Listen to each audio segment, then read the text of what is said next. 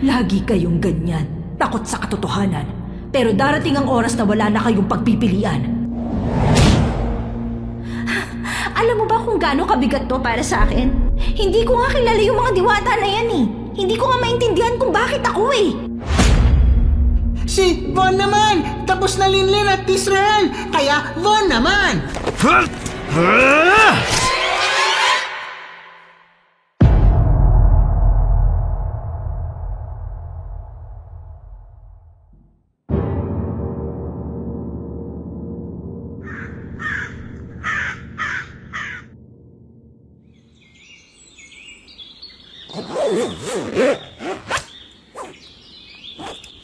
Kainis. Bakit ba kailangan nating umuwi ron, kuya? I'm living the best life here in Metro now, oh.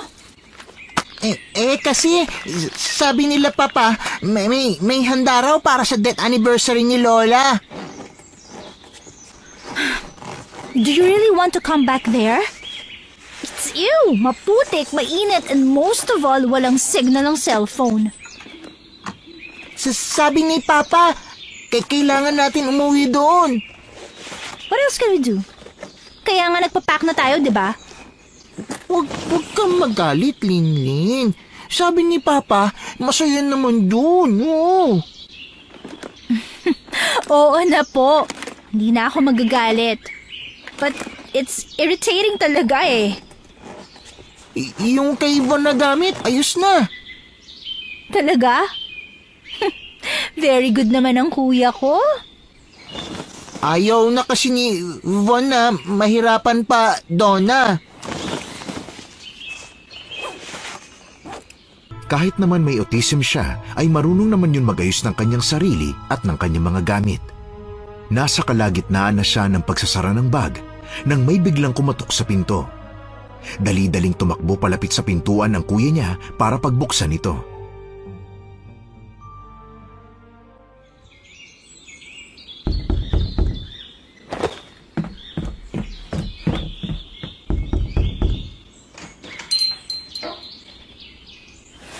You know what?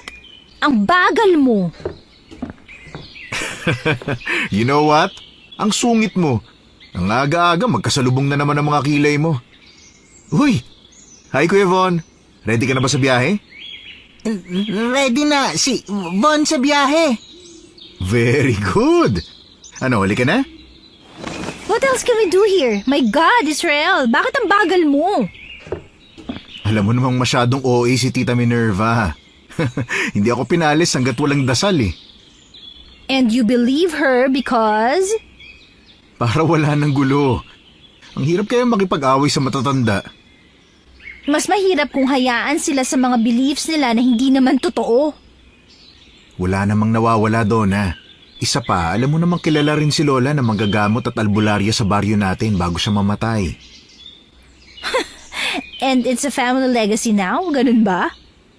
Ay nako, basta wag lang nila kaming idadamay ni Kuya Von sa mga pinaniniwalaan nila.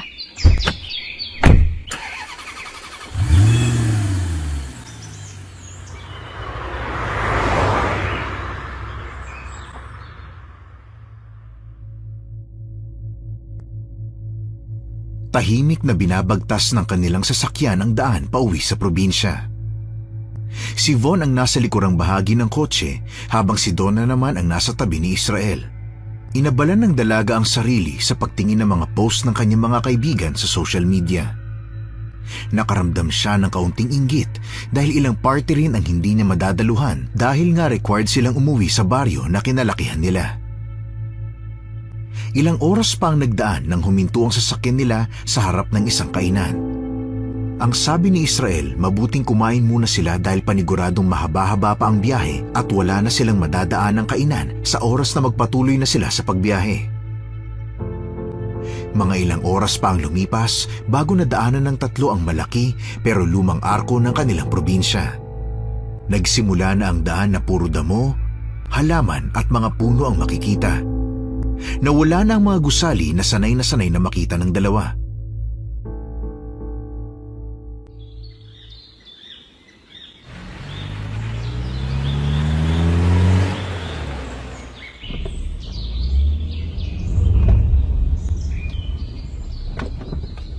Malapit na tayo?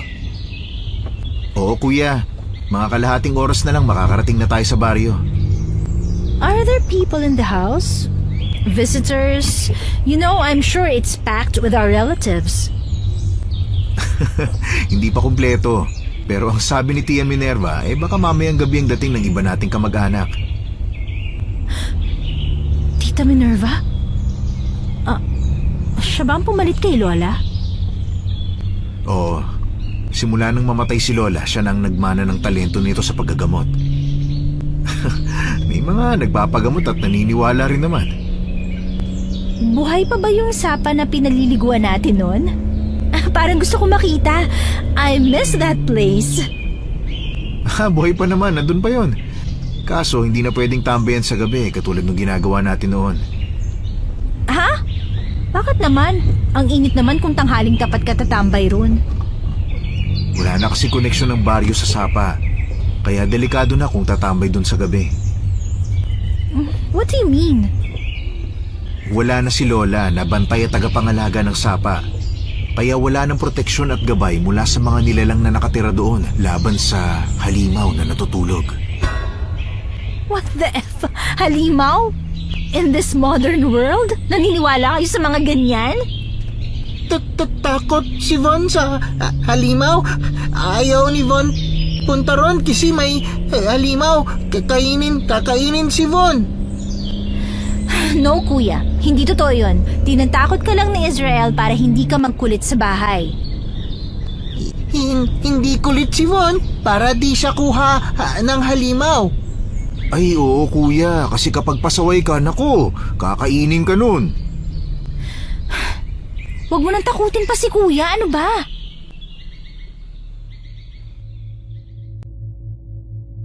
Makalipas ang halos 20 minuto, tumigil na ng tuluyan ang sasakyan sa tapat ng isang lumang bahay na yari sa kahoy.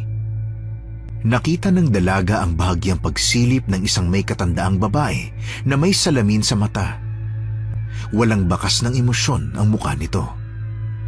Nang lumabas si Israel ay tahimik na lang na binuksan ng dalaga ang pintuan na nasa tabi niya. Kinuha ng pinsan ang mga gamit na nasa likurang bahagi ng sasakyan kaya nakalabas na rin ang kanyang kapatid mula roon.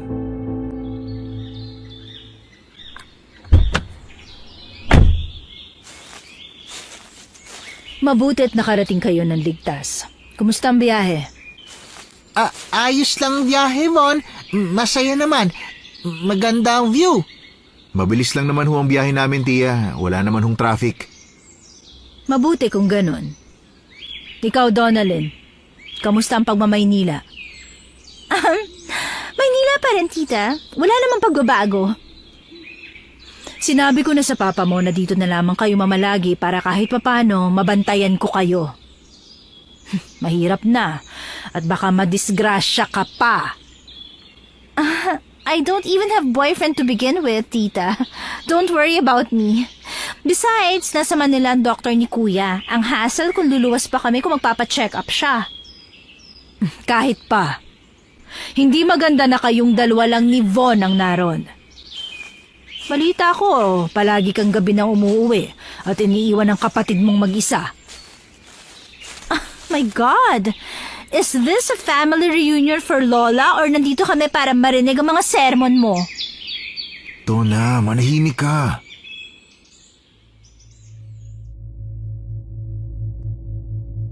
Hindi na sumagot si Tia Minerva.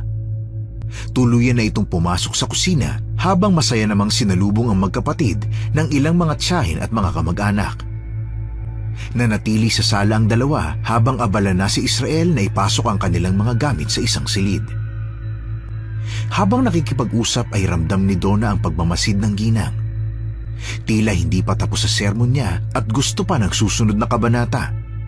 Ngunit nang makalapit sa kanya si Israel ay hindi na niya yun hiniwalayan.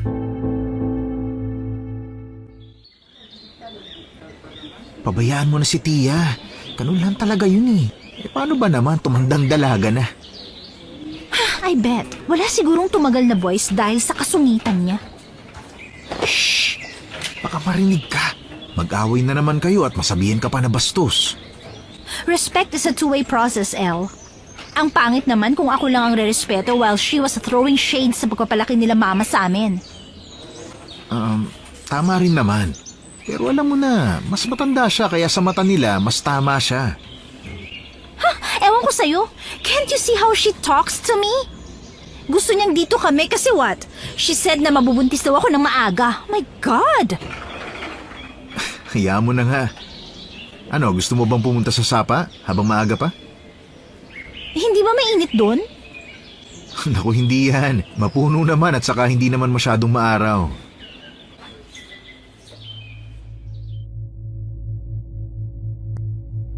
Nang matawag ang atensyon ng kapatid, ay tahimik na nilang tinahak ang palabas ng lumang bahay. May ilang kabahayan naman sa tabi, ngunit hindi niya maintindihan kung bakit kakaiba ang tingin ng mga tao sa kanila tuwing magsasalubong ang mga mata nila.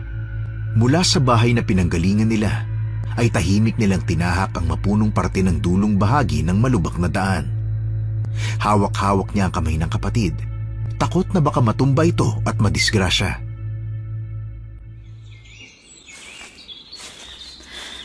Ano ba naman tong daan nyo? Hindi ba madadaanan to ng government? Bakit hanggang ngayon lubak-lubak pa rin? Ano ba yan? Parte na ito ng lugar namin. Kumbaga, kasama na sa tradisyon ng paglalakad dito. Are you serious right now, ha? Hindi masyadong dayuhin ng turista ang sapa, kaya hindi na rin nagpapagawa ng daan at nagpagtutuunan ng pansin. Really? But that place is beautiful. I mean, it's really magical. Magical? Yung parang may powers? Powers si Von? Oo, Kuya Von. Hindi ba nakarating ka na ron dati? Nung umuwi tayo dito noon at nagbakasyon? Oo, nakapunta na si Von. Kaya lang, hindi naman maganda, Linlin. Baka kasi kuya nung nagpunta ka, katatapos lang ng bagyo, kaya pangit yung view na nakita mo. Oo. Katatapos lang ng ulan nun nung punta si Von. Ilang sandali pa, narating na ng tatlo ang sapa. Hindi na ito katulad ng dati niyang natatandahang itsura nito. Kulay putik na ang tubig, makapal na ang damong ligaw sa paligid, at halos natabunan na ng mga bato ang ilalim. Tahimik ang paligid, masyadong tahimik, na para bang pinagmamasdan sila ng kung sino.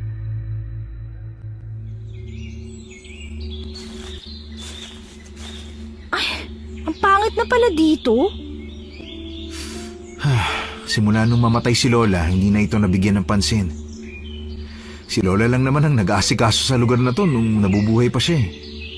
Maski na, ang creepy na tuloy ng lugar na to. Akala ko pa naman malinis kagaya ng dati. Ganda pa naman. Nagustuhan ni Von, Linlin. Kuya, madumi at maputik na. It's kinda disgusting. Napaka-arte mo talaga. Hindi ka-artehan ang bagay na yun, no? Excuse me. Baka mamaya pag lumusong kami dyan, baka magka-leptospirosis pa kami dahil sa dumi, no?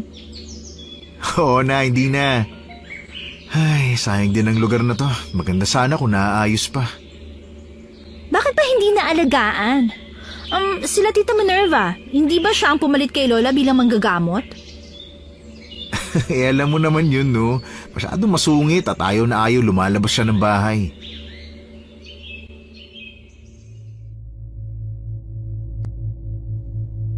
Habang nakaupo sa mabatong gilid ng sapa, natigilan sila nang biglang gumawa ng alon ang sapa. Parang binato ng maliit na bato ang naging atake nito.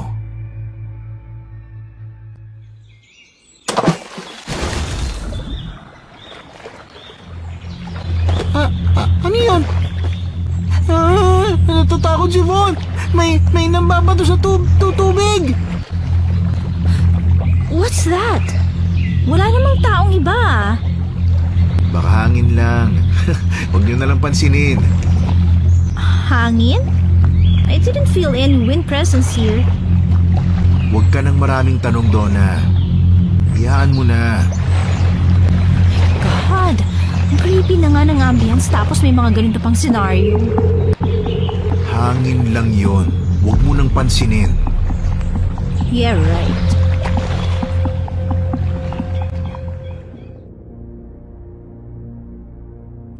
Marahan na nailang na lang ang binata sa naging sagot niya. Hindi niya alam pero habang tinitingnan niya at nananatili siya doon sa sapa, ay may kung anong koneksyon na nararamdaman si Donna noon. Hindi niya ininda ang nangyari kanina. Bagkus ay hinayaan niya ang sarili na tahimik lang na panuorin ang paligid. Ilang oras pa silang namalagi roon.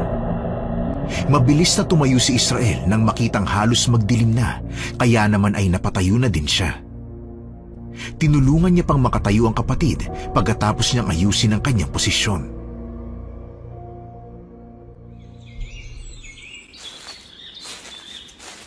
Uuwi na sila, Von? Oo, kuya. Delikado kasi dito kapag naabutan tayo ng dilim.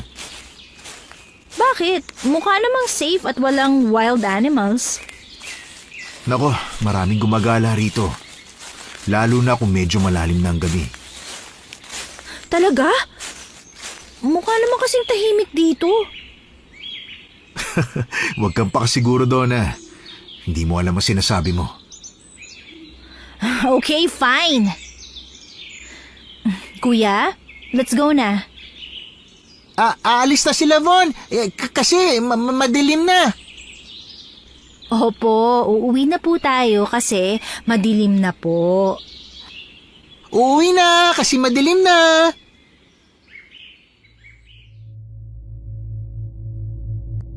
Tahimik nilang tinahak muli ang kanilang nadaanan kanina. Habang ginagawa yun ay kumuha ang dalaga ng patpat na nasa lupa upang magamit sa pagtataboy ng mga damo sa kanilang nilalakaran. Ilang sandali pa ay narating na muli nila ang kabihasnan. Tulad kanina ay napatingin na naman sa kanila ang mga taong kanilang nadadaanan.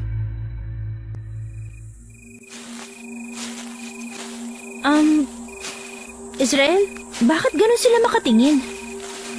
Ha? Sino? Yung mga kapitbahay. Ganun na ba ako katagal na hindi umuwi dito kaya parang ang big deal? Pabayaan mo na. Yeah, right. It's always the pabayaan mo na line. Yung totoo, dati ka bang martir, ha? Tanga. Ano pa bang magagawa mo? Alangan naman makipaglaban ka ng titigan sa mga taong yun. But still, their gazes are too awkward not to be noticeable. Ay, napaka-arte mo talagang babae ka. Hello? Sino bang hindi maiilang if you're just walking then suddenly their eyes are on you? Linlin, maganda ka kasi. Kaya ka tinitingnan. Talaga, kuya? Oo, Linlin. Maganda ka. Ay, nako kuya. Huwag mo masyadong pasakin ng kapatid mo sa ideya na yan, ha? Kaya umaarte eh. Excuse me? Uy, ano, dadaan ka? Come again? Ay, hindi, pero seryoso ha. Hayaan mo na yung mga kapitbahay. Hindi lang kasi sila sanay na nandito ka, kaya ganun. Oh my God, ano pang haba? But seriously, can you just tell them not to make me kind of a big deal? Huwag na nila akong pansinin. Baliw.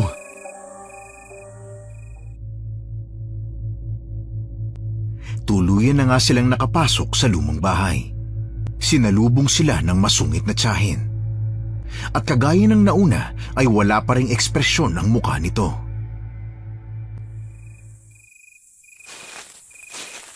Oh, bakit ganyan ang mga itsura nyo? Maganda kasi, Linlin. Kaya siya tingnan ng mga tao. Anong ibig sabihin ng kuya mo? Hindi ko alam, okay? And it's too awkward na may maka-eye contact ka na hindi ko kakilala. Lahat ng mata na sa akin. Like I'm some sort of a messiah or something. Huy, ayusin mo nga yung salita mo. Kagagalitan ka na naman ng dragon na yan. Sige ka. Hayaan mo na muna. Pasasaan ba at masasanay ulit ang mga taong yan sa inyo? Ilang taon ka na din kasing hindi nakakabisita. Tama ba?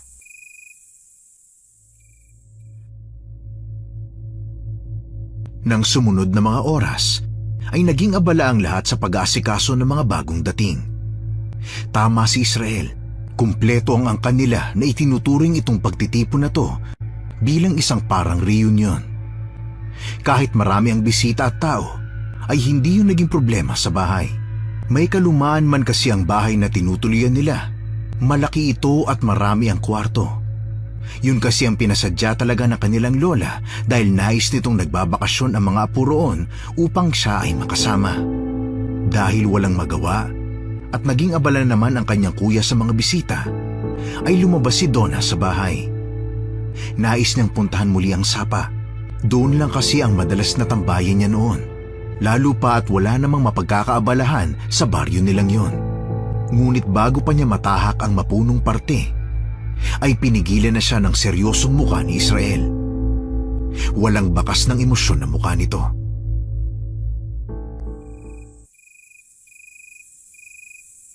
Oh, El, ikaw lang pala. Saan ka pupunta? Sa sapa. Ang boring kasi sa loob eh. Hindi ko naman masyadong kadikit yung iba nating pinsan. Hindi pwedeng puntahan ang sapa ng madilim na, Donna. Delikado. Sinabi ko na yun sa'yo, di ba? What's so dangerous about that place? Don't tell me may monsters under the water. Oo, meron. Kaya makinig ka sa akin ngayon. What the hell, Israel? I can't believe you're joking like that. I hate it. Pwede ba, Donna, kahit ngayon lang, itigil mo yung pagiging brat mo? What? Itigil mo na.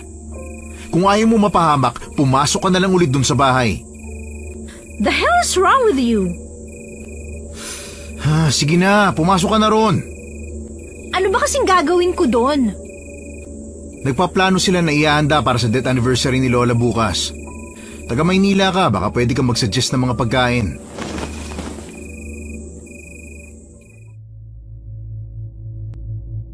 Wala nang nagawa ang dalaga nang hilahin siya ng kanyang pinsan papasok muli sa tarangkahan ng lumang bahay.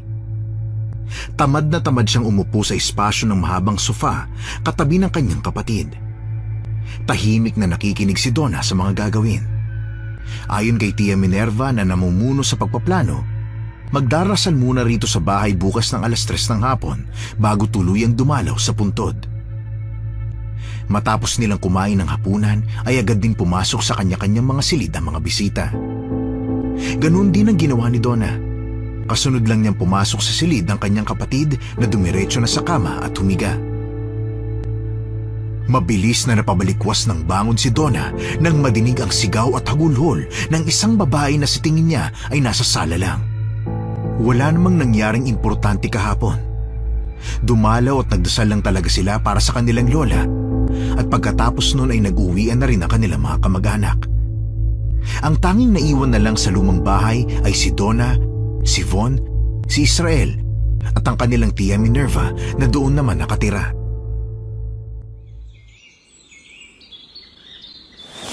Kumalmaho muna kayo.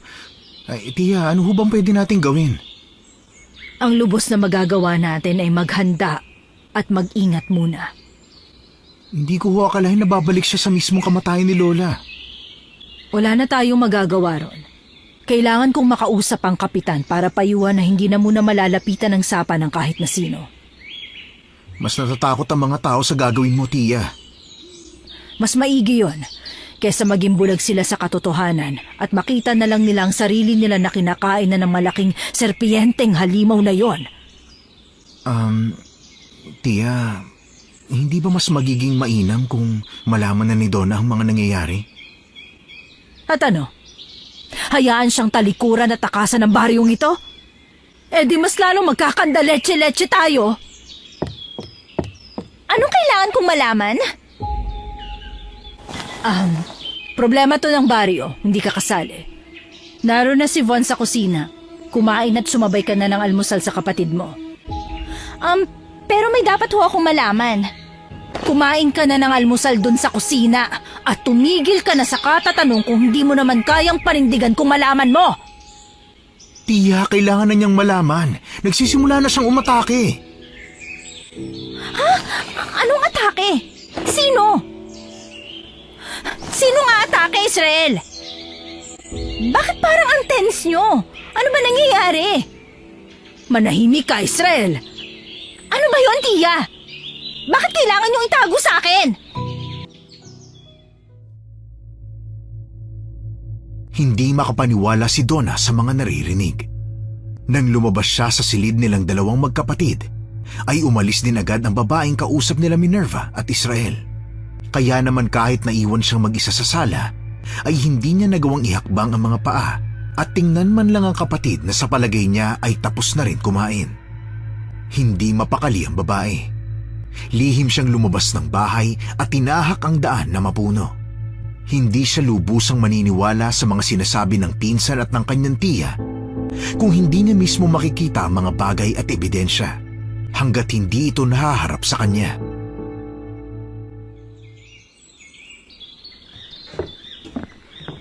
Gusto mo ba talagang pumunta ron? Kailangan ko makita ang sinasabi nyo. Kung ganon, sasamahan kita. Hindi mo na kailangan gawin yan. Kaya ko naman pumunta ron mag-isa. Pero hindi mo alam ang makikita mo. Baka hindi mo kayanin. Ganun ba kalala at nakakatakot ang itsura ng sapa?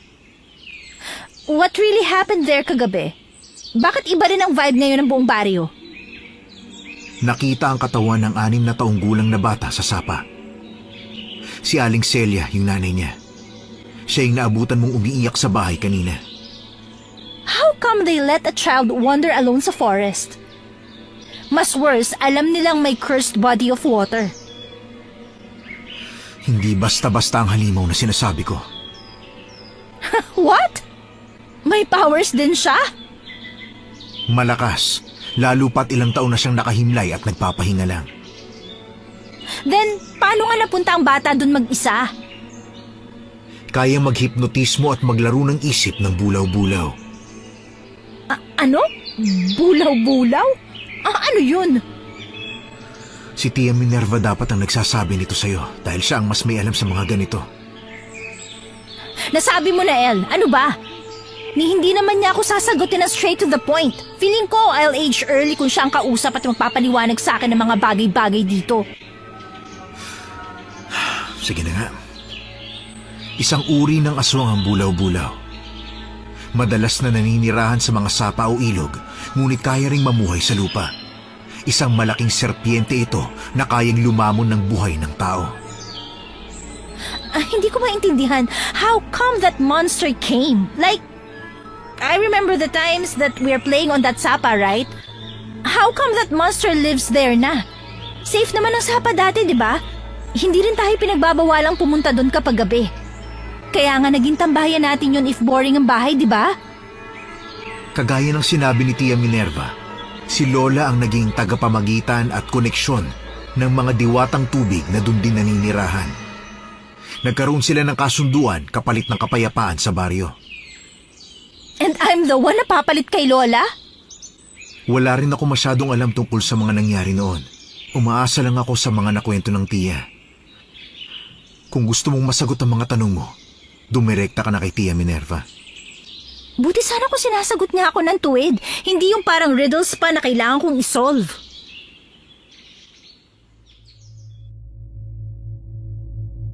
Nang tuluyang lumapit si Donna sa gilid ng sapa, ay parang nandigas ang kanyang mga tuhod. Ramdam niya ang lamig na gumagapang sa kanyang balat. Sa bawat hakbang niya ay mas lalo niyang naaamoy ang nakasusulasok na halimuyak ng dugo na dumikit sa damuhan. Pinilit niyang huwag tumingin. Ngunit hindi niya napigilan ang sarili. Nandoon pa ang mga bakas ng kamay ng bata. Mga guhit sa lupa na tila desperadong kumakapit at kumakayod upang makalayo. Ang mga bakas ng maliit na paa ay nakapulupot sa buhangin. Halatang nagpupumiglas at lumaban hanggang sa huling sandali.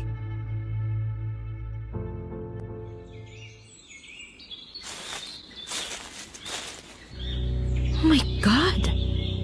Donna, mga 6 na taong gulang pa lang siya. I can't imagine the pain and fear he or she felt when that monster attacked him.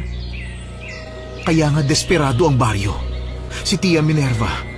Gusto niyang yakapin mo ang ideya na ikaw ang papalit kay Lola. What exactly should I do? Mag-alay ng dugo. Ano? Donating my blood? My life? Ganun ba? Hindi naman siguro. Hindi ko alam yung buong kasunduan eh. But you said I need to donate my blood. Oh, So, buhay ko nga ang pinag-uusapan natin dito. hindi ko nga alam. Ang alam ko lang ay hindi ang batang may-ari ng dugo na yan ang huling lalamunin ng buhay ng halimaw na yan. Marami pang susunod.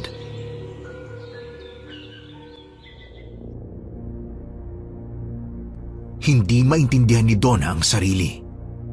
Hindi niya alam kung sadyang matigas ang puso niya dahil hindi niya makapa ang awa para sa baryo. Kung sakaling papayag siya, ay buhay niya ang magiging kapalit. Hindi niya kayang iwan ng kapatid niya, lalo pa at wala ang kanilang mga magulang. Parang silang dalawa na lang ng kanyang kapatid ang magkakampi, simula nang umalis sa kanilang mga magulang para magtrabaho sa ibang bansa. Kung kaya't habang naglalakad pa uwi, ay nanatiling sarado ang kanyang isip. Kailangan nilang bumalik ng Maynila at huwag nang pakialaman ang mga nangyayaring kababalaghan sa lugar na yon.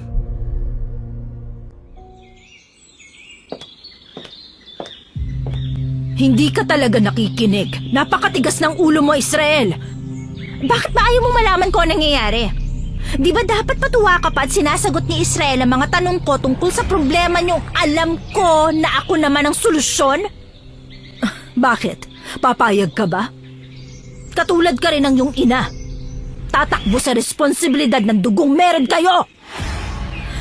If you tell me the whole truth, edi sana hindi ako naguguluhan sa mga sinasabi mo. Dahil sa dugong diwata na meron ka, ikaw ang magiging tulay ng baryong ito sa kaligtasan. Anong dugong diwata? We're normal people. I am normal. May dugong diwata ang iyong ina. Sinusubukan ni nanay na bumuo ng alyansa sa mga diwata upang maproteksyonan ng buong baryo na makilala ng kapatid ko ang nanay mo. Nagmahalan sila. Itinago ng iyong ina ang katotohanang may dugo siya ng diwata sa takot na iwan siya ng iyong ama at siya ay katakutan. Nalaman na lang namin nung sila ay kinasal na at magsama. Imposible. Ano bang kabaliwan ng mga sinasabi niyo? Nakita mismo ng mata ko ang pakikipag-usap ng iyong ina sa isang diwata roon. Dahil sa pagpapakasal ng mga magulang niyo ay naging mailap ang mga diwata. Iniisip nila na gagamitin namin ang koneksyon na meron ng iyong ama at ina para sa pansariling interes ng pamilya. Mabuti na lang nabigyan na ng proteksyon at basbas ang baryo kung kaya't hindi na nakapanggulo ang bulaw-bulaw. Hindi ba dapat mas maging malapit sila sa pamilya? We are now connected with each other. In-laws, duh! Hindi nila gusto ang iyong ama para sa prinsesa ng mga diwata. Ngayong namatay si Lola, kailangan niyo ko para sa koneksyon na meron ako sa kanila? Ganon na nga. Hindi naman kailangan mamatay ni Donna, hindi ba tiya? Konting patak lang ng dugo kada ritual ang kailangan. Kada? You mean maraming beses? How can we go back to Manila kung ganon? Hindi ka na makakabalik. And who are you to say that? I mean, paano hindi makakabalik? That's where we live. Nandun yung doctor ni Kuya, his therapist, and also my whole life. Hindi mo naiintindihan kasi hindi mo tinatanggap, Donna. Hindi to basta desisyon. Koneksyon to sa dugo mo. May koneksyon to sa buong pagkatao mo.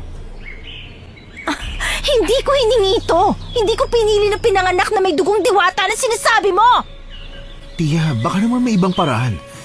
Baka hindi na kailangan si Donna. Mayroon. Ang kapatid mo ang magiging alay imbis na ikaw.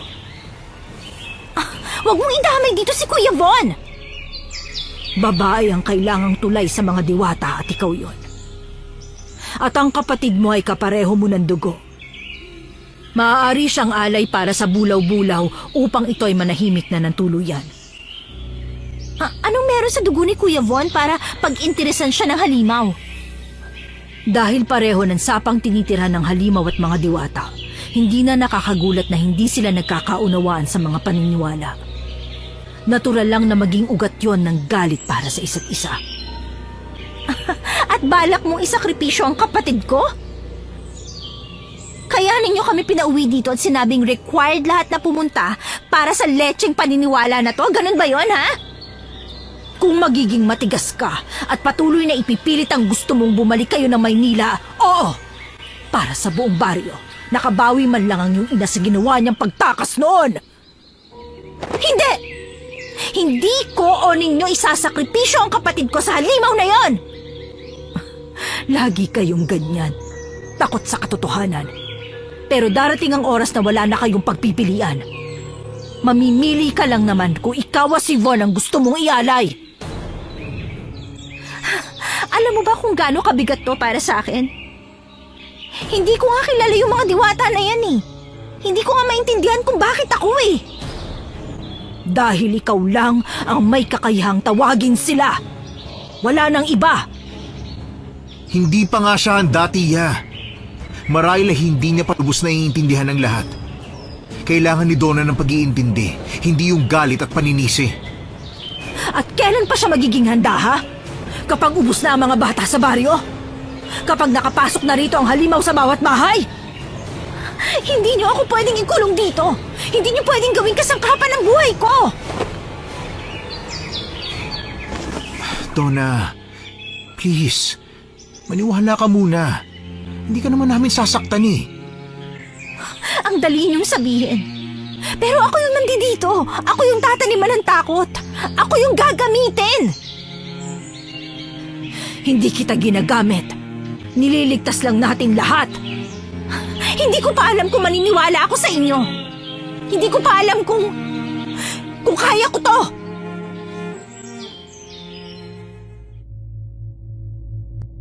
Hindi alam ni Donna na nagtatago sa gilid ng dingding ang kanyang kapatid. Pinipilit nitong intindihin ang mga sinasabi at pinag-uusapan ng tatlo. Hindi man buo ang naiintindihan, pero ang pinakamahalaga para kay Von ay ang kaligtasan ng kanyang kapatid. At ang tumatak sa isip ng kapatid na kung hindi si Von ang masasaktan, ay si Donna ang tatanggap ng parusa. Ibibigay ang gusto mo. Hindi na hinintay ng dalaga ang sasabihin o sagot ng kanyang kapatid. Para sa kanya, dahil sa kondisyon ni Von, hindi dapat seryosohin ang mga sinabi nito. At kahit pa nasa tamang pag-iisip ang kanyang kapatid, ganun din ang magiging pagtutol ni Donna. Hindi niya hahayaang magsakripisyo ang isa sa kanila. Padabog siyang nagtungo sa kanilang silid at doon hinayaan ang negatibong emosyon na lumukob sa kanya. Hindi siya papayag na gawing kasangkapan ang kapatid para sa buong baryo. Masama man siya sa paningin ng iba ay wala na siyang pakialam. Ang mahalaga sa kanya ay ang kaligtasan ng kanyang Kuya Von at ang hindi nito pakikisama sa mga ideya nilang nakakabaliw. Nagsimula na siya mag-impake ng mga gamit nila. Nasa huling damit na siya na nakakalat sa loob ng silid nang may kumatok sa pinto ng kwarto na tinutuluyan niya. Tamad niyang inayos muna ang huling damit sa lamesa bago pinagbuksan ng pinto ang kumakatok. Bumungad sa kanya ang kanyang tiya Minerva. Wala pa ring bakas ng emosyon ang mukha nito habang nakatingin sa kanya.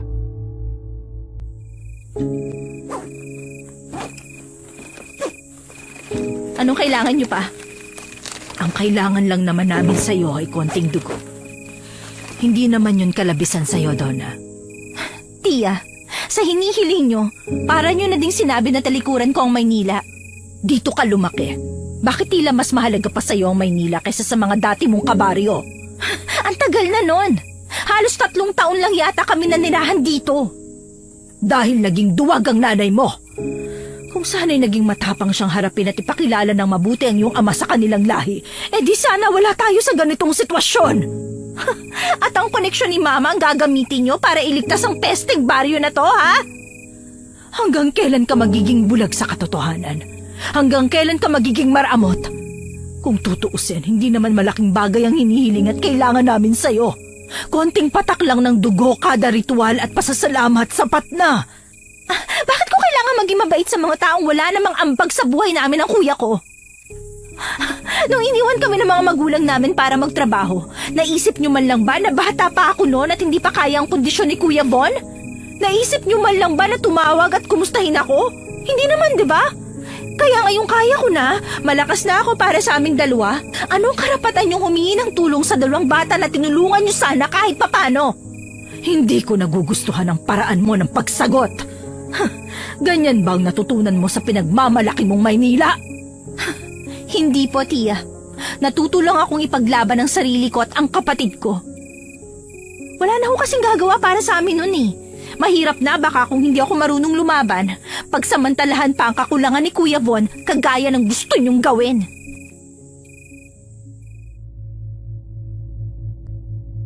Mabilis na ang lakad at hakbang ni Donna papunta sa kanyang silid. Tiningnan niya ulit ang mga gamit na inimpake. Siniguro niya na wala siyang maiiwan na kahit na anong gamit nila sa loob ng kwarto. Hindi na siya lumabas ng silid, ni hindi niya alam kung nasaan ang kapatid. Sigurado naman siya na kasama nito ang pinsan na si Israel. Napatingin siya sa malaking bintana na yari sa kahoy. Madilim na sa labas, kung kaya napagpasyahan na niyang lumabas. Nang makalabas ng kwarto ay agad niyang hinanap ang kanyang kapatid. Ang nakita niya lang ay ang kanyang pinsan na malungkot siyang tinitingnan.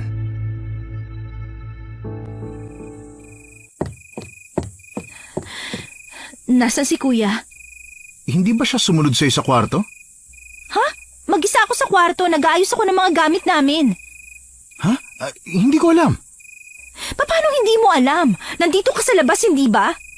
Kapapasok ko lang, inutusan ako ng tiya na bumili sa tindahan. What? Oh, anong problema niyo? Aalis na talaga kayo at hindi kami matutulungan? Nawawala ang kapatid ko. Paanong nawawala? Hindi ko po alam. Sandali. May kinalaman ka ba rito? Donna, kumalma ka lang. Hindi makakabuti kung pangungunahan ka ng galit mo. Hindi! Gabi na. Alam nating lahat kung ano nangyayari tuwing gabi. Basta nasa labas lang si Von at nagpapahangin. Nagpapahangin? Anong oras na? Bakit ba ako ang sinisisi mo?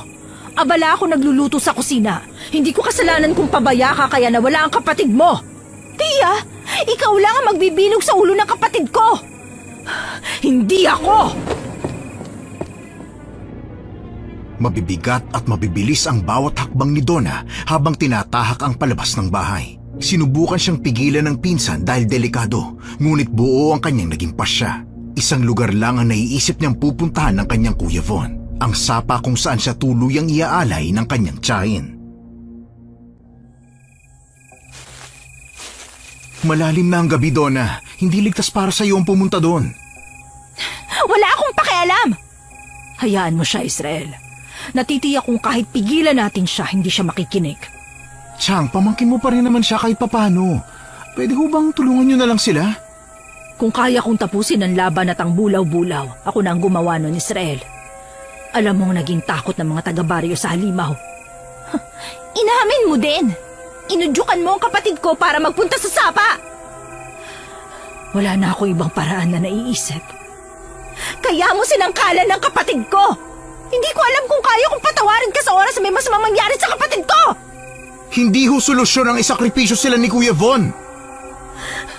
Kung may kailangan kayong gawin para matapos na to, ako na lang. Pero ililigtas ko ang kapatid ko. Hindi ka pa handa, Donna. Kailangan ng marami at masusing paghahanda bago ang ritual. Wala akong oras para maging handa. Buhay ni Kuya Von ang nasa panganib ngayon. Pero mas lalo kayo mapapahamak sa gagawin mo. Mas mawawalan ng saysay ang lahat ng ito. Mas hindi maililigtas ang baryo. Wala akong pakialam sa baryo nyo. Sa problema nyo. Kapatid ko ang kailangan kong makita ngayon.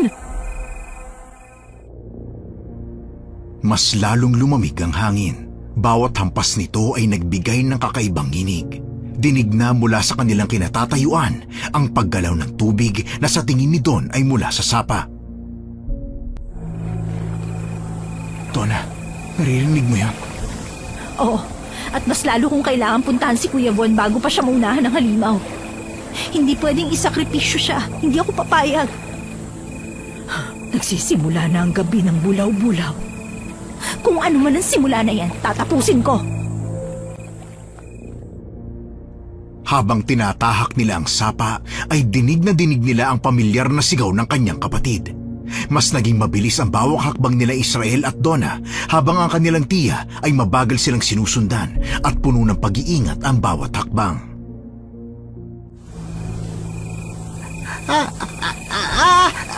Ako si Von. Sakripisyo para kay Donna. Kapatid ko siya. Hindi takot si Von sa'yo. Donna, narinig mo yon? Kuya? Kuya Von! Kuya! Kuya, nasan ka? Donna, huwag ikaw lapit dito. Kaya Kuya Von to. Si Von na sakripisyo. Balik Donna, Maynila. Okay? Ano sinasabi mo? Kung aalis ako rito, kailangan kasama kita. Hindi aalis si Donna nang wala ka. Pero superhero si Von. Kaya ni Von ang lahat. Nanginig at dumoble ang kaba at takot sa dibdib ni Donna nang marinig mula sa kanyang kinatatayuan ang ingay na pagbagsak na sa tingin nila ay tubig mula sa sapa. Mas lalong nagmadali ang dalaga, takot sa maaaring mangyari sa kapatid. Diyos ko, hindi maaari. Bilisan mo! Kailangan kong iligtas ang kapatid ko! Donna, pakinggan mo ako. Hindi kanya pwedeng makita. Sa oras na makita kanya, ikaw ang kanyang lalamunin at kukunin. Amoy niya ang iyong dugo kaya natin siya nililinlang. Wala akong pakialam, tiya. Kapatid ko nanganganib ngayon dahil sa pesting ahas na yon. Donna, huwag ka lalapit. Kaya ni Von to. Protektahan ka ni Von. Kasabay ng pagsigaw ng kanyang Kuya Von ay natanaw nila mula sa kanyang kinatatayuan ang malaki at dambuhalang serpiente na umahon mula sa tubig. Ang mga ibon sa paligid ay nagliparan habang naririnig ang mababa ngunit nakakakilabot na ungol ng halimaw.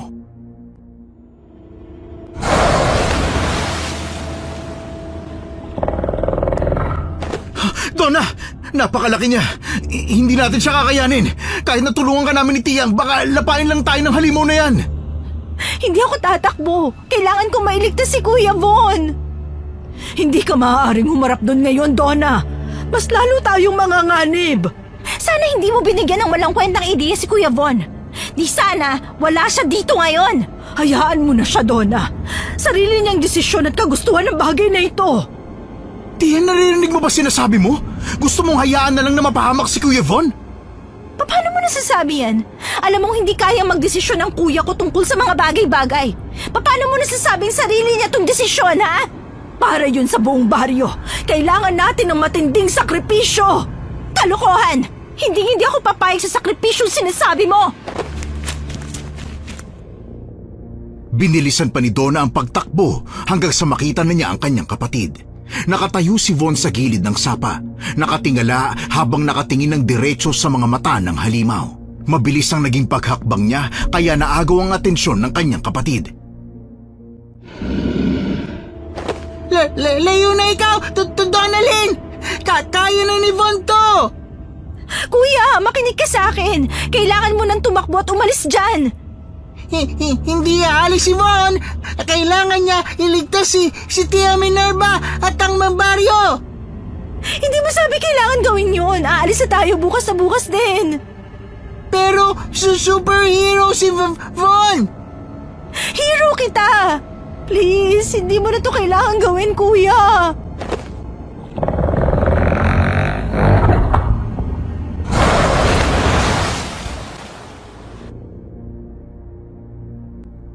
Hindi na nakasagot ang kanyang kapatid. Mula sa ilalim ng tubig ay tuluyang lumitaw ang dambuhalang serpiente.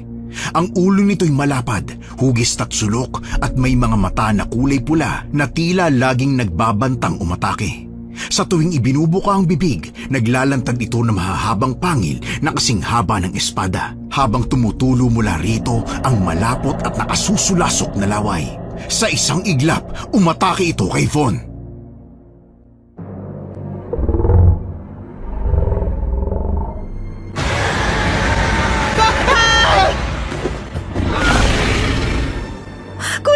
Von! Donna, wag! Tumakbo na kayong dalawa! Hindi niyo siya kaya! Hindi ako aalis!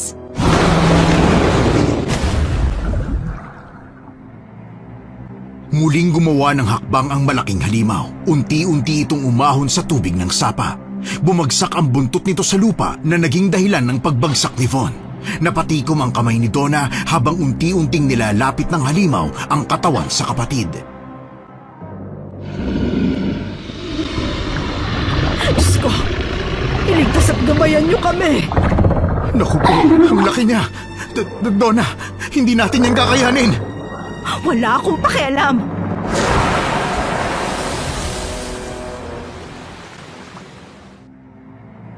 Mabilis na gumapang ang serpiente papalapit sa kapatid. Kitang-kita niya ang unti-unting pagyakap ng katawan nito sa katawan ng kanyang Kuya Von. Hindi na siya nakapag-isip. Mabilis ang naging paghakbang niya kasabay ng pagdampot ng isang patpat na matulis ang dulo. Animoy isang sibat. Isang hakbang lang ay mabilis siyang nakalapit sa ibabang bahagi ng katawan nito. Buong lakas niyang itinarak ang hawak na kawayan sa buntot ng halimaw. Ngunit hindi man lang ito natinag. Parang kiniliti lang ang halimaw. Linlin! Alis na ikaw! Kaya na ito, Kuya Von! Ako ang harapin mo, halimaw! Huwag mong pansinin yan! Alam mo kung sino ako, hindi ba? Tama na, Donna. Hindi natin siya kaya. Kailangan kong agawin ang atensyon niya. Pag naagaw ko, hilahin mo ang kapatid ko palayo sa sapa. Umuwi na kayo sa bahay. Diyos ko! Pinilit hampasin ng dalaga ang buntot nito. Nilalabanan ang takot na nararamdaman niya para sa kaligtasan ng kanyang kapatid. Siniguro niyang malalakas ang naging hampas niya at hindi nabigo ang dalaga. Napatigil ang malaking ahas. Bago nito unti-unting binaling ang ulo sa kanya. Muntik nang mapatalon si Donna sa kaba. Ako ang kailangan mo! Kaya dapat lang na ako ang harapin mo! Pakawalan mo na yan! Donna! Ano bang ginagawa mo? Tatapusin ka niya! Hindi pa oras, Donna! Hindi pwedeng ginagawa mo! Naaamoy mo ang dugo ng iyong kinasusuklaman sa akin, hindi ba? Ako ang pagbigyan mo ng pansin, hangal! Nang mga sandaling yun, tuluyan ang naagaw ng matapang na dalaga ang atensyon ng malaking serpiente. Mabilis ang naging pagsugod at paggalaw papalapit sa kanya. Sa isang iglap ay halos makita na niya ang kaloob-looban ng halimaw dahil sa matinding pagbukas ng bibig. Kitang-kita ang matutulis at nakamamatay na pangil nito habang papalapit sa dalaga. Mabilis na dumikit ang katawan ng ahas sa dalaga. Bumukas muli ang higanting bibig nito na kayang lamunin ng buo ang dalaga. Donna! Hindi! Linlin! Ay, Diyos ko! Patawarin mo kami! Ituloy mo! Ako ang kailangan mo para makaganti sa mga diwata, hindi ba? Sa oras na makain ako, makakaganti ka na at tuluyang mananahimik. Kaya gawin mo na! Kitang-kita ni Israel kung paano unti-unting nilingkis ng halimaw ang balingkinitang katawan ng dalaga. Pinilit ni Donna na magpakatatag kahit na ang totoong gusto niya ay mapasigaw sa sakit dahil sa pagkakalingkis ng halimaw na halos dumurog sa buong katawan niya. El! Ilayo mo na si Kuya Von! Iligtas mo siya at iuwi sa bahay! Iwan niyo na ako dito! Ah! Bitiwan mo siya, hayop ka! Israel! Wag! Hindi mo siya matatalo! Hindi natin siya pwedeng pabayaan, Tia! Kumilos na kayo, El! Makinig ka sa akin! Itakas mo na si Kuya Von! Ah! Linlin! Sabi sa'yo, si Von na! Huwag kang bitaw, Linlin! Hindi iwan si Von! Sabi Donna, hindi iwan si Von! Kuya! Israel! Tumakbo na kayo! Ah, hindi ko na kaya!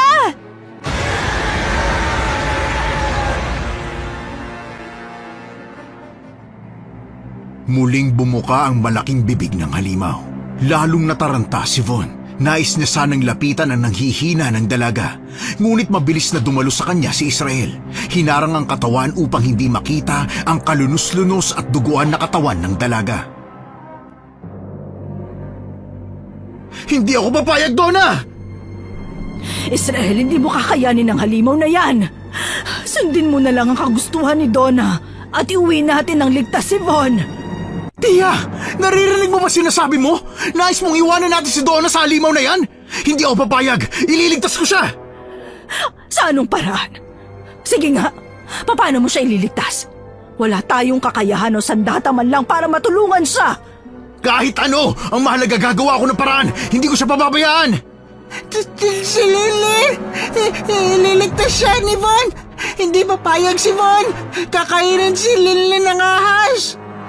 Gusto mo bang sayangin, Von, ang sinakripisyo ni Donna para iligtas ka? Tiyang, ano ba? Gagawa ako ng paraan. Hindi ako magtatago rito sa mga anino at maduwag kagaya ng ginagawa mo. Donna, patawarin mo ko. Ito lang ang paraang alam ko. Hindi ako mapapatay ng tulad mo! Dahan-dahang lumapit ang pangil ng ahas sa liig ni Donna.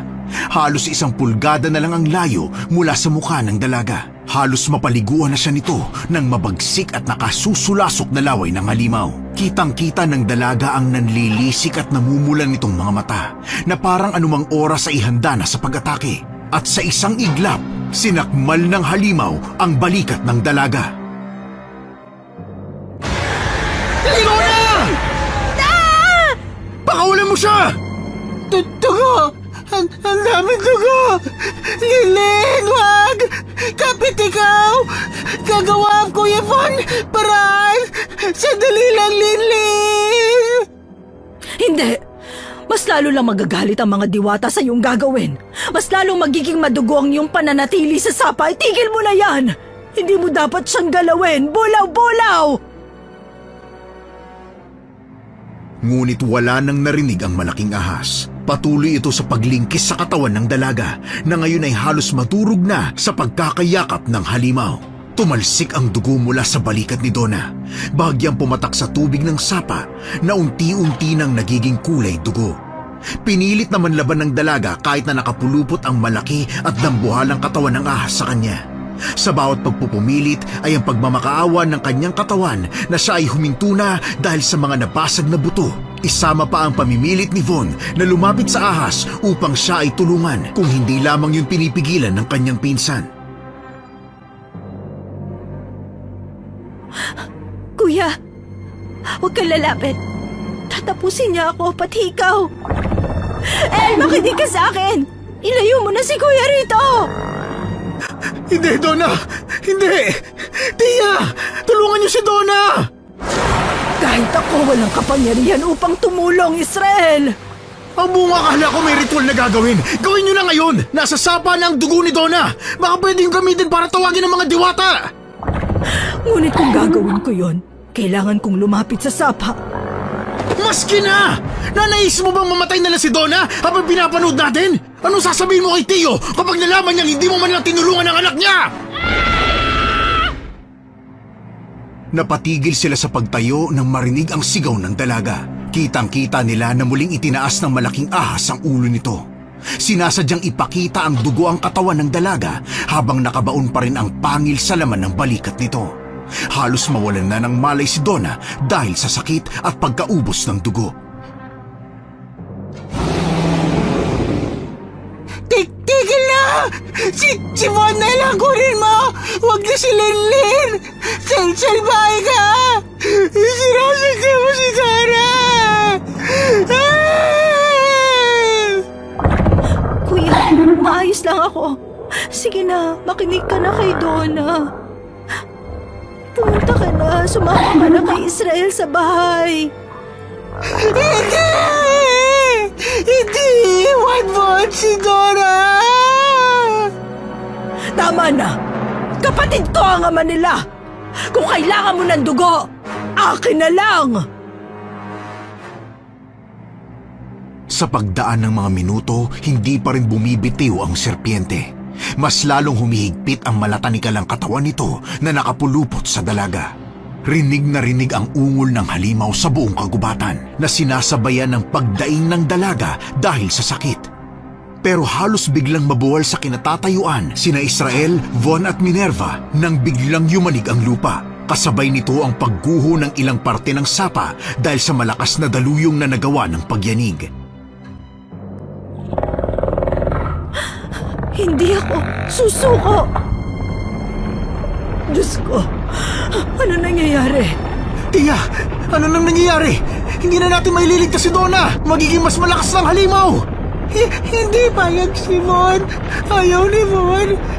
Iwan si Linlin. Israel, tulong natin doon na Linlin. Oo, kuya. Tutulungan natin si Donna pero kailangan ligtas ka. Ayaw ko! Ayaw ko diligtas, Donna! Alis lang Von dito pagkasama na si Donna Lynn! Hindi maaari. Ano yun, Tia? Anong hindi maaari? Kailangan na nating umalis dito. Hindi na siya basta halimaw, Israel. Anong ibig niyo sabihin? Dahil sa dugong diwata na meron si Donna, mas lalong naging malakas ang halimaw. Sa oras na atakihin tayo, wala na tayo magiging kawala. Ang mas nakakatakot pa ay maaari itong bumaba sa baryo at doon kumuha ng mga biktima at maghasik ng takot. Eh di mas lalong kailangan nating kitilin ang halimaw na yan. Hindi natin kailanman mapapatay ang bulaw-bulaw na walang tulong ng kapangyarihan ng diwata, Israel. Ano? Hayaan natin si Donna na pumasan sa bagay na hindi naman talaga siya konektado? Tama si Donna. Ni hindi nga siya nagtagal sa lugar na to. Bata pa lang sila. Kaya bakit siya pa magsasakripisyo ngayon?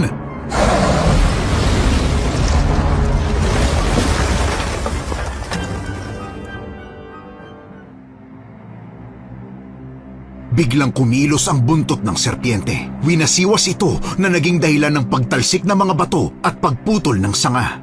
Muntika nang matamaan si Von na napasigaw kay Donna. Halos mapasubsob ito sa tubig ng sapa.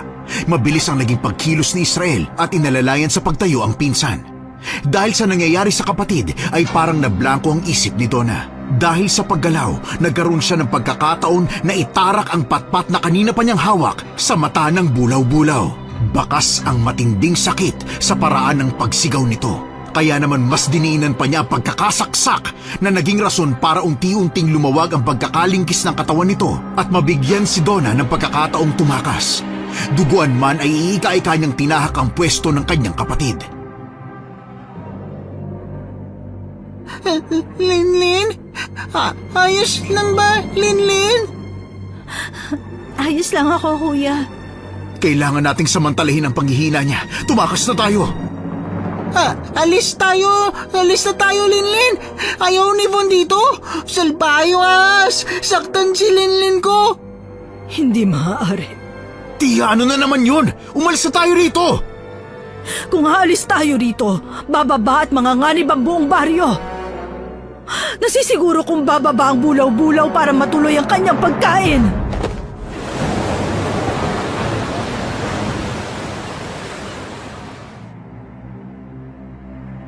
Ngunit natigil ang kanilang pagtatalo. Mula sa sapa ay unti-unting umangat ng bahagya ang tubig, kasabay ng paggawa ng isang maliit na daluyong mula roon.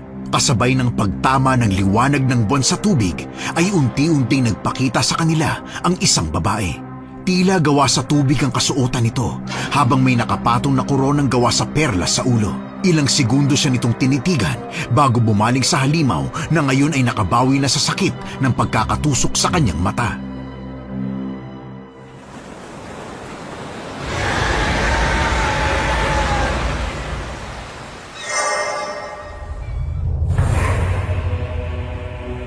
Wala ka talagang kadala-dala, bulaw-bulaw. Nagkaroon na tayo ng kasunduan, hindi ba? Sa oras na gumawa ka ng hakbang laban sa balansa ng sapa, ay maaari kang mapalayas at mapatalsik dito. Subalit, ang dalagang iyong papaslangin ay alam mong may dugo naming mga diwata. Sa oras na iyong paslangin ng dalaga, ikaw ay magkakaroon ng pambihirang lakas na nais mong makuha. Tama ba? Hindi sumagot ang halimaw. Bagkus gumawa ito ng malaki at nakakatakot na daluyong gamit ang kanyang buntot. Hinampas niya ang tubig ng sapa na naglikha ng malaking alon na tumangay sa mga damot halaman na nasa gilid ng sapa. Hindi nagpatinag ang diwata. Nanatiling nakalutang at nagniningning, ngunit ang mga mata ay punong-puno ng puot para sa halimaw na kaharap. Hindi ko nais makialam. Ngunit sa iyong ginagawa ay bumabalik sa mga mortal ang takot at pangamba na kanilang nararamdaman nang unang beses kang umatake. At dinami mo pa ang taong may dugong diwata, ang dugo ng nilalang na minsan ang nakadaig sa'yo. Ha? Anong ibig mo sabihin? Kailangan mo ng lubos na pahinga upang makabawi ka ng lakas. Kailangan naming tapusin ang halimaw na yan. Kundi, aking naiintindihan ngunit hindi ko pwedeng ipagsawalang kibo ang mga natamo mong sugat. Muling gumalaw ang halimaw. Balak na umatake at lingkisin muli ang dalagang sugatan, ngunit naging mabilis ang diwata. Gamit ang nagniningning na mga kamay ay gumawa ito ng daluyong na pumigil sa halimaw. Pagkatapos, unti-unting namuo ang maliit na buhawi sa ibabaw ng tubig na siyang nagsilbing kulungan ng malaki at dambuhalang nilalang. Nang masigurong hindi na ito makakaatake laban sa kanila, unti-unti nang bumaba sa lupa ang diwata. Doon lang natingnan ng maigi ng dalaga ang itsura nito. Kasing amo ng wangis ng kanyang ina ang diwatang kaharap. Lumapit ang diwata sa kanya at inalalayan. Mario! Alam nating pareho na hindi totoo mga sinasabi mo. Galit ka at sinisisi mo ang pamilya nila Donna dahil sa pagtakas ng kanyang ina sa tungkulin. Hindi kang katahimikan ng baryong ito! Doon muling naagaw ng dalaga ang atensyon ng mahiwagang diwata. Marahan nitong hinawakan ng kanyang palad. Pumikit ito at nag-usal ng mahinang panalangin kasabay ng paglitaw ng liwanag sa kanilang magkahawak na mga kamay. Inutusan siya nitong humiga kaya kahit na madumi ang lugar kung nasaan sila ay humiga si Donna. Hawak ni Von ang kanyang kamay. Takot na takot itong bumitaw. Anong pangalan mo? Ako si Safira. Para kong kaharap ang aking kapatid. Si Mama? Ganun na nga. Ang iyong ina na piniling itago at ikubli ang iyong pagkakakilanlan para mamuhay ka ng tahimik. Na isang kaduwagan at kasakiman. Nang umalis sa aming kaharian si Alice, ay naging saksi ako kung paano niya sinubukang tulungan ang iyong ina sa koneksyon sa Sapa. Yun ay bago niya pa makilala ang iyong kapatid na ngayon ay kanya ng asawa. Pinilit niya na tulungan kayong makamit ang panghabang buhay na proteksyon, ngunit hindi niya kaya ang magiging kapalit nito sa kanila, ang kanyang pinagbubuntis na anak. Ha? Anong ibig sabihin nun? Tumakas siya at naduwag, Donna. Yun. Pwede ba, Tia? Muntik na mapahamak si Donna at Kuya Von dahil sa'yo. Baka naman pwedeng burahin mong negatibong damdamin mo. Ang dugo ng babaeng anak na isinilang niya ay maaaring gawing tulay upang makagawa ulit ng koneksyon sa aming kaharian. Kapag anak na lalaki naman ay maaaring gawing alay sa bulaw-bulaw upang ito ay mas mapalakas. Nung mga panahon na yun, tanging ng Kuya Von mo pa lang ang sinisilang kung kaya napagpasyahan ng iyong ama na umalis na sa baryo at sa Maynila na kayo tuluyang palakihin. Kasinungalingan! Alam ng aking kapatid na mahina na ang nanay. Bakit kailangan niya itong sakripisyo? Dahil pamilya niya yun, Tia. Pamilya niya ang mga nganib. Anak niya ang iaalay niya kaya nararapat lang bilang ama na makaramdam siya ng takot para sa pamilya niya. Hindi na pinagtuunan ng pansin ng diwata ang magtiyahin na nagtatalo. Muli nitong binaling ang atensyon sa sugatan pa ring si Donna. Marahan niyang winasiwas ang kamay at agad naman itong nagliwanag at saka yun nagkaroon ng malinis na tubig na animoy kanyang sinalok mula sa sapa. Marahan nitong ibinaba ang kamay saka binasa ang mga sugat na natamo ng dalaga kasabay ng eksperto nitong pagbibigkas ng dasal.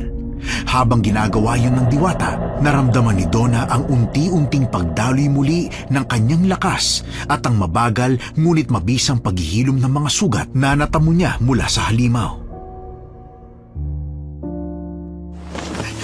Linlin! Kakaling na! Sugat mo! Kakaling! May magic! Pero wala pa rin tayong armas. Hindi pa rin natin matatalo ang halimaw, lalo pat nakatikim na yun ng yung dugo. Pero hindi ito matatapos hanggat hindi tayo lumalaban. May paraan ka ba para matulungan kami? Tutulong si Von! Protekta kay Linlin! Ayaw ni Von masaktan ulit si Linlin! Maaari ko kayong matulungan bilang regalo sa ating muling pagkikita. Talaga? Subalit kailangan yung maging matalino. puso at higit na malakas kesa sa inyo ang bulaw-bulaw na yan. Paano mo naman kami matutulungan? Hindi ko to ginagawa para sa iyo, Minerva. Ginagawa ko to para sa anak ng aking kapatid. Hindi mo ko katulad. Anong maaari naming gawin? Muling winasiwas ng diwata ang kanyang kamay at sa isang iglap lumitaw sa kanilang harapan ang lumulutang puting hiyas. Malapatak ng tubig ang hugis nito na kasing laki lamang ng hinlalaki ni Donna. Pinaghalong berde at puti ang kulay. May maliliit na guhit na animoy alon na kulay puti. Dahil madilim ay pansin na pansin ang kakaibang ganda ng batong lumulutang sa kanilang harapan. Napakaganda. Hindi ko akalain na may ganyang klaseng batong masasaksihan ko buong buhay ko.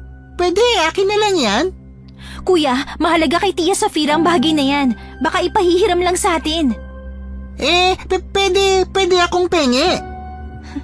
Hindi ko man maibibigay sa iyo ang mutya, ay may ibibigay akong handog sa iyo mamaya na tiyak kong magugustuhan mo. Anong bagay na yan? Ang ganda ng bato. Yan ang mutya ng sapa. Ang pinakaiingatang hiyas ng mga diwatang tubig. Anong bagay na magagawa niyan? Hindi ba dapat mga armas ang ibigay mo sa amin? Higit pa sa isang armas na yari ng taong hiyas na yan. Gamit ang kapangyarihan nito ay kaya nitong lapnusin ang makapal na balat ng halimaw.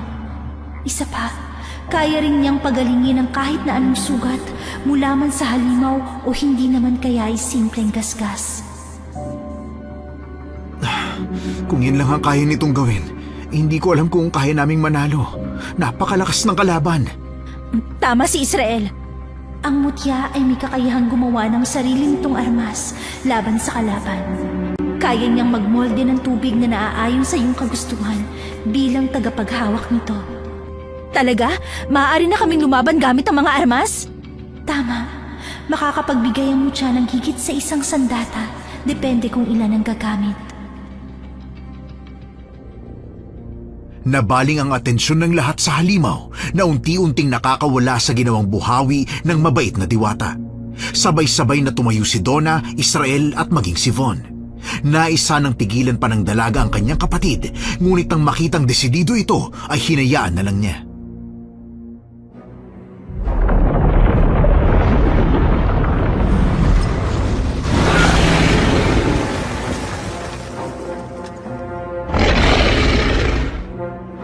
Tapusin na natin to. Malakas si Von. Poprotektahan si Linlin. Kailangan niyong lumapit sa tubig upang gumana ang mutya. Ibulong mo lang kung ano ang iyong kahilingan at ikaw ay kanyang pagbibigyan. Doon ka sa kabilang ibayo magtungo, Donna. Ako na munang bahalang guluhin siya. Ganun na nga ang ginawa ni Donna. Hawak-hawak niya ng mahigpit ang mutyang pinagkaloob sa kanya ng kanyang tiyahing diwata. Mabilis siyang nagtungo sa kabilang bahagi ng sapa. Marahan siyang yumuko at saka itinuon ang mutya sa tubig ng sapa. Sinunod niya ang utos ni Safira. Mariin niyang pinilit ang mga mata at mula sa tubig ay ramdam niya ang namumuong munting alon doon. Nang idilat ang mata ay halos mabuhol siya sa gulat nang makitang handa na ang mga sandata na kailangan nila. May pana, palaso, may espada at mayroon ding isang matulis na itak. Kapwa-yari ang mga sandata sa tubig. Kabado pa siya dahil baka hindi niya mahawakan. Ngunit nang subukan niya yung damputin, ay mabilis na dumikit yun sa kanyang kamay. Animo ay naging parte na din ng kanyang katawan. Mabilis niyang ibinigay sa kapatid at pinsan ang mga sandata. Kinuha niya ang palaso at pana. Samantalang napunta sa kapatid ang itak. Hawak naman ni Israel ang espada. Simulan na natin to! Kailangang kitilin ang halimaw na yan para wala namang gulo sa baryo. Para makabalik na din kami ni Kuya sa Maynila. Huwag kayong mag-alala sa sugat na natamo niyo. Mabilis siyang gagaling dahil may basbas ng mutya ng sapa ang inyong hawak na sandata. Hindi tayo pwedeng matalo ngayon. Aalalay ako sa inyo. Tuluyang nakawala ang halimaw sa ginawang buhawi ng diwata. Mabilis na gumawa ito ng isang daluyong. Hindi pa ito nakontento at winasiwas ang kanyang mahabang buntot na naging dahilan ng pagtumba ng mga puno at paglipad ng mga ibong namamalagi doon. Mahigpit ang hawak ni Donna sa mutya habang ang mga mata ay hindi inaalis sa kalaban. Umahon mula sa tubig ang dambuhalang halimaw. Kitang-kita ang makintab at itim na kaliskis nito. Daig pa ang kidlat sa bilis ng tuluyan nitong nakain ng distansya mula sa kanila. Mabilis na nabasa ni Donna ang balak ng halimaw kung kaya't ginamit niya ang lakas ng binti upang makatalon at hindi muling malingkis. Hindi ako papayag na muling maatake mo! Hindi niyo siya kayang labanan, malakas ang halimaw na yan! Hindi ko kailanman papabayaan na may mangyaring masama sa kanila. Umpisahan mo, El! Hindi nakakakita ang kanyang kanang mata dahil sa pag-atake ko kanina!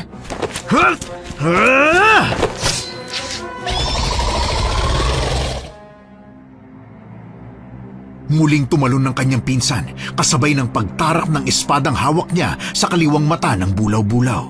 Agad nilang narinig ang mababa nitong ungol. Bahagya pa itong napatras dahil sa hindi inaasahang pag-atake. Sabay-sabay tayong umatake! Kuya, hawakan mong mabuti ang iyong itak! Puputulin ni Von ang buntot ng ahas! Mag-iingat kayo. Hindi pa yan ang kanyang huling anyo. Ngunit bago pa sila makabuelo ay unti-unting yumanig ang lupa. Kasabay nito ang pagbabalat ng serpiente sa kanilang harapan. Ang kanilang itim na kulay ay nahaluan na ng madilim na berde. Ang mga mata ay nanlilisik ngunit mas naging mapula. Ang panga ay mas lumaki at ang matulis na pangil ay higit na humaba at tumulis kumpara kanina. Ay, Diyos ko, kailan ba matatapos ito? Ha? Ang laki niya, Linlin! Ang laki! Paano natin kakayanin yan? Kailangan kayanin. Hindi tayo makakabalik sa normal na buhay kung patuloy na mabubuhay ang halimaw na yan. Pero, paano mananalo Von at Donna? Malaki kalaban! Tama si Kuya Von.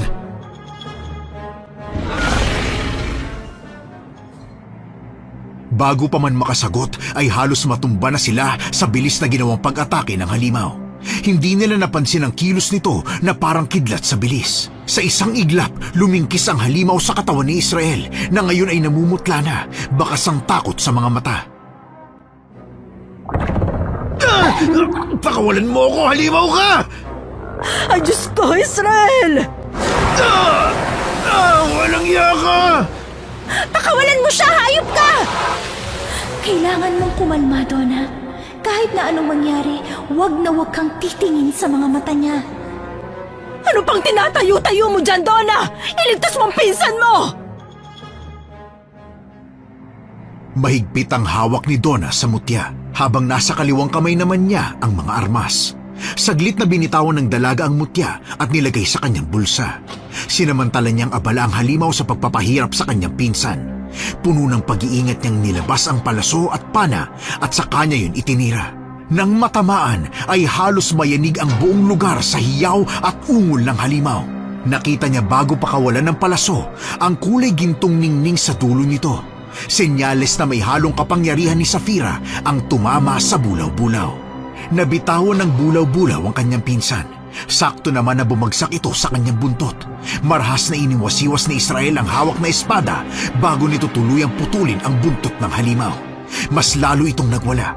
Mabilis na nakaiwas si Israel sa balak nitong pag-atake. Huwag kayong mag-alala. Higit siyang maaapektuhan dahil sa kapangyarihan na sinama ko sa bawat atake niyo. Nangihina na siya! Kailangan nating samantalahin habang hindi pa siya nakakabawi ng lakas. Tama! Si Von naman! Tapos na Linlin at Israel! Kaya Von naman! Pero kuya, Sige kuya, ikaw naman. baka mapahamak siya sa gagawin niya. Nasa likod niya tayo. Gusto lang ni Kuya Von na makatulong at protektahan ka. Ipagkakait mo ba yun sa kanya? Kahit kabado, hinayaan ni Donna ang kanyang kapatid. Ngunit nanatiling mahigpit ang hawak niya sa kanyang sandata kung sakaling mapahamak ang kanyang kuya. Ngunit laking gulat niya nang makita niya kung paanong walang kahirap-hirap para dito na hawiin ang katawan ng halimaw gamit ang itak na hawak-hawak. Hindi makapaniwala si Donna sa nasasaksihan. Naging ibang tao ang kanyang kuya habang patuloy pa rin ito sa pagtaga sa katawan ng halimaw. Hindi rin nakontento ang pinsan dahil kahit puro taga na ang halimaw, mabilis na tumayo si Israel at tinakbo ang distansya niya palapit sa bulaw-bulaw. Pagkatapos ay tinalo niya yon at gamit ang espadang yari sa tubig ay sinaksak niya ang dibdib nito na naging dahilan ng pagbulwak ng dugo. Dahil sa nasaksihan ay hindi na rin nakaramdam ng awa si Donna. Gamit ang palaso ay tinira niya ang ulo nito at sinigurong tumama ito sa bungo ng halimaw. Kasabay ng pag-atake niya gamit ang palaso ay unti-unti nang bumagsak ang dambuhalang halimaw. Nag-iwan yun ng yanig sa buong sapa, ngunit imbis na takot at pangamba ang maramdaman nila ay napuno sila ng saya. At sa wakas, nakahinga na sila ng maluwag.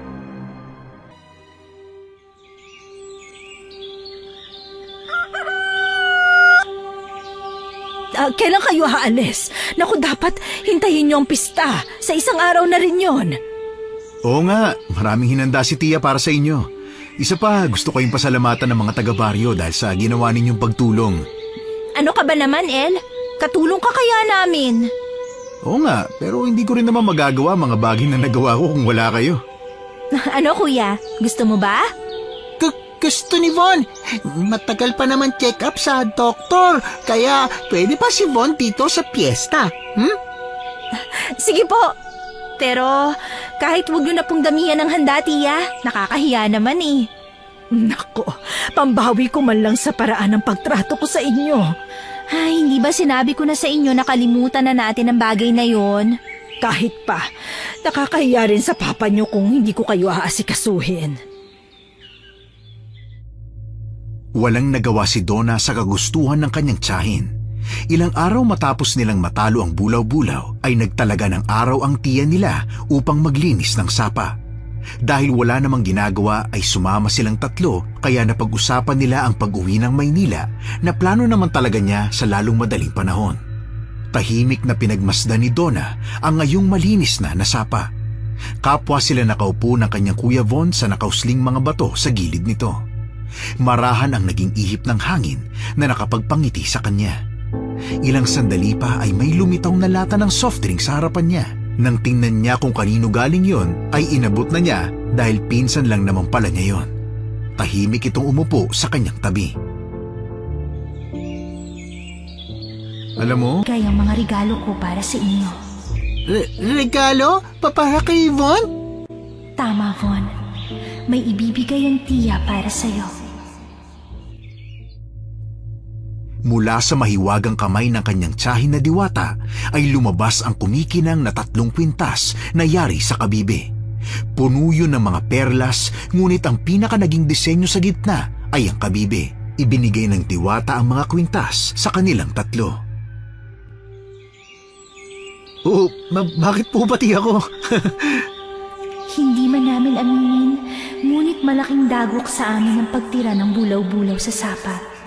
Kaya ang 3 kabibing kwintas na yan ang magsisilbing pasasalamat ng mga diwata ng tubig sa inyo bilang among tagapagligtas. Kung ganun, may magic din po ito? Kaya mong tawagin ang kahit na sinong diwata na malapit sa'yo sa oras na kailanganin mo ng tulong o nasa oras ka ng panganib. Ang astig! Maraming salamat, Tia. Maaari ko kayong bisitahin sa Maynila kung ako ay inyong tatawagin.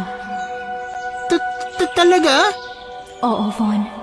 Maaari kong dalawin kayo roon, lalo pa at nais ko ding makita si Alice. Tamang-tama, Tia. Uuwi sila Mama sa darating na Pasko. Maaari kitang tawagin para makita o makausap mo lang siya. Talaga?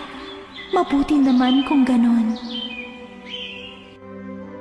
Walang paglagyan ng saya at gaan sa loob ni Donna habang nakikita niyang masaya ang kanyang Kuya Von. Hindi man niya aminin, pero sa loob niya, alam niyang napakalaking aral at napakalaking pagbabago sa kanyang buhay ang naidulot ng baryong yun. Habang sakay ng pick-up nila pauwi sa Maynila, naisip ni Donna ang lahat ng kanyang mga pinagdaanan. At tulad ng liwanag at sinag ng araw na kalilitaw pa lang sa itaas, ay nasisiguro niyang kaya pa rin niyang bumangon dahil hindi siya mag-iisa. kasama niya ang kanyang Kuya Von sa bawat laban na haharapin niya sa kanyang buhay.